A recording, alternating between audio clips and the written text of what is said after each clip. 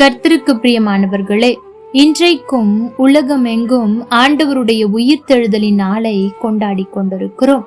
எனக்கு பிரியமான தேவ பிள்ளைகளே, ஆண்டவருடைய மரணத்தின் போது அவர் பேசின 7 வார்த்தைகள் எவ்வளவு முக்கியம் என்பதை நாம் அறிந்திருக்கிறோம். அதே அளவிற்கு சொல்ல போனால் அதற்கும் மேலாக ஆண்டவர் உயிர்த்தெழுதலுக்கு பின்பு பேசின வார்த்தைகள் முக்கியம். ஆனால் நாம் அதை ஒரு நாளும் நினைத்து கூட பார்ப்பதே இல்லை. அவற்றுக்கு முக்கியத்துவம் கொடுக்க மறந்து விடுகிறோம். ஆனால் இன்றைக்கு அதை சற்று கவனித்து படித்து அதற்கு முக்கியத்துவம் கொடுக்க வேண்டும் என்று ஆண்டவர் விரும்புகிறார்.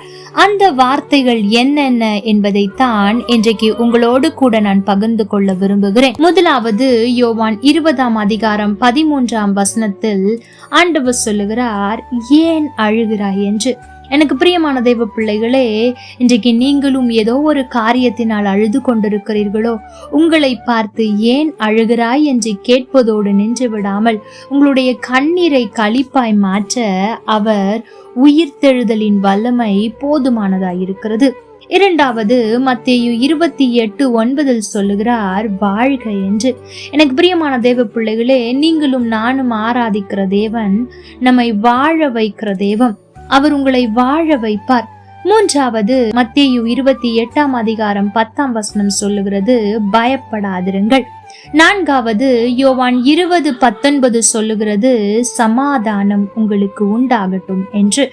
ஐந்தாவது மத்தேயு 28:19 அவர் பெற்றுக்கொண்ட அதிகாரத்தை அவருடைய சீஷர்களாகிய நமக்கு கொடுத்து நாம் இந்த உலகத்தில் இருக்கிற ஜனங்களை சீஷராக்க வேண்டும் என்றும் அந்த அதிகாரத்தை நமக்கு கொடுத்து எதுவும் உங்களை சேதப்படுத்தாது என்றும் நமக்கு சொல்லி இருக்கிறார்.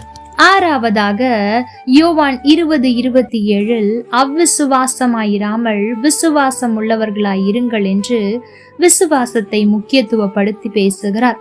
கடைசியாக மத்தேயு 28:20 உலகத்தின் சகல நாட்களிலும் முடிவு பரியந்தமும் நான் உங்களோடு கூட இருக்கிறேன் என்று நமக்கு ஒரு வாக்குத்தத்தத்தை மாத்திரமல்ல வாக்குறுதியும் கொடுத்து நம்மோடு கூட எல்லா நாட்களிலும் இருக்கிறேன் என்று அவர் சொன்னார்.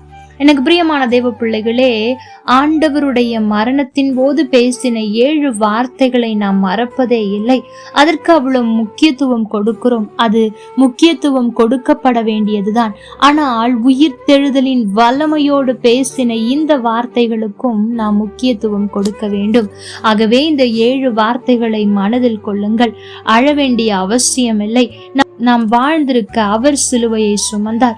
மூன்றாவது, நாம் எதற்கும் பயப்பட வேண்டாம். அவருடைய சமாதானம் நமக்கு இருக்கிறது என்பதை 4வதாய் சொல்லி இருக்கிறார். 5வது, அவருடைய அதிகாரத்தை நமக்கு கொடுத்திருக்கிறார்.